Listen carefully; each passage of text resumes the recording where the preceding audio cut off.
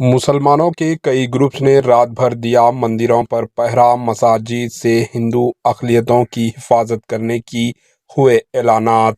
बांग्लादेश में रिजर्वेशन के मसले पर शुरू होने वाले तुलबा के पुरतशद्दुद एहतजाज के बाद मुल्क में होने वाली बड़ी सियासी तब्दीली के दौरान मुल्क गिर पैमाने पर अफरा तफरी का माहौल पैदा हो गया है।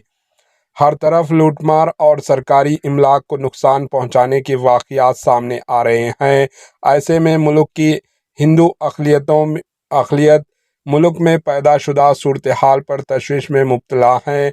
मुल्क के कई हिस्सों में अक़लियतों पर हमले और इनके मंदिरों को नुकसान पहुंचाने की अफवाहों का बाज़ार गर्म है। ऐसी अफवाहों के दरमियान मुल्क के मुसलमानों ने कई मकामात पर रात भर मंदिरों के सामने पहरा दिया और मंदिरों की हिफाजत की।